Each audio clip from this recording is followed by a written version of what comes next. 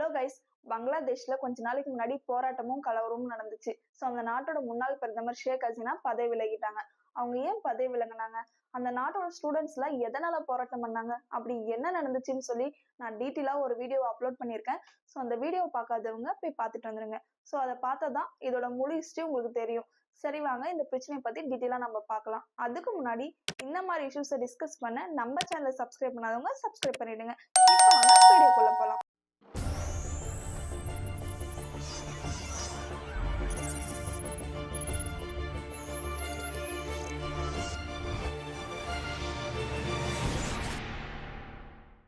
பங்களாதேஷ் முன்னாள் பிரதமர் ஷேக் ஹசீனாவோட அப்பா ஆட்சி காலத்துல ஃப்ரீடம் ஃபைட்டர்ஸ்க்கு 30% இடஒதுக்கீடு வழங்கியிருந்தாங்க.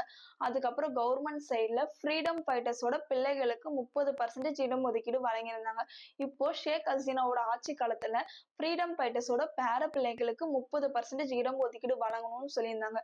ஸோ அதை எதிர்த்து அந்த நாட்டில் இருக்க ஸ்டூடெண்ட்ஸ் எல்லாருமே போராட்டம் பண்ண ஸ்டார்ட் பண்ணாங்க.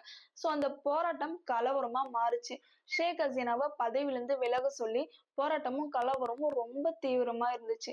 அப்போ ஆகஸ்ட் 5 ஷேக் ஹசீனா பதவியிலிருந்து விலகி இந்தியாவில தஞ்சம் அடைஞ்சிருந்தாங்க.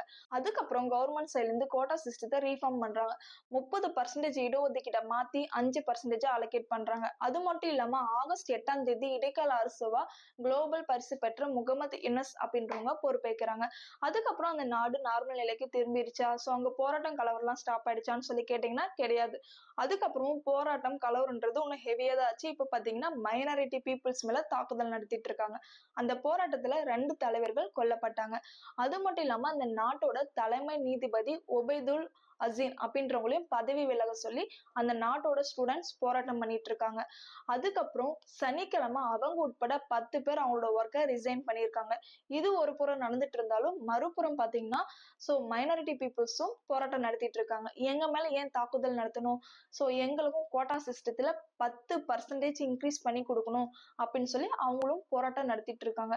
இதை பார்த்த கவர்மெண்ட் சைட்ல இருந்து என்ன சொல்லியிருக்காங்கன்னா, இன்னும் 4 daysல எல்லாம் நார்மல் நிலைக்கு திரும்பணும் அப்படின்னு சொல்லியிருக்காங்க. சரி, ஓகே ஃப்ரெண்ட்ஸ், நம்ம வீடியோவோட எண்டுக்கு வந்தாச்சு. இந்த போராட்டம் எதனால ஸ்டார்ட் ஆச்சு, ஏன் இன்னும் முடியாம இருக்கு, இன்னும் எத்தனை நாள் நடக்கும் அப்படின்னு சொல்லி பல கொஸ்டின் இருக்கு. ஸோ இந்த ப்ரொடெஸ்ட்டை பார்த்த நீங்க என்ன நினைக்கிறீங்கன்னு சொல்லி உங்களோட தாட்ஸை கீழே கமெண்ட் பாக்ஸ்ல கமெண்ட் பண்ணுங்க. அதுக்கு முன்னாடி நம்ம சேனலை சப்ஸ்கிரைப் பண்ணாதவங்க சப்ஸ்கிரைப் பண்ணுங்க. அப்பதான் வேர்ல்டு வைஸா நடக்கிற இஷ்யூஸ் எல்லாத்தையும் உங்ககிட்ட நான் சேர்க்க முடியும். சரி, ஓகே ஃப்ரெண்ட்ஸ், அடுத்த வீடியோல சந்திக்கிறேன். பாய்.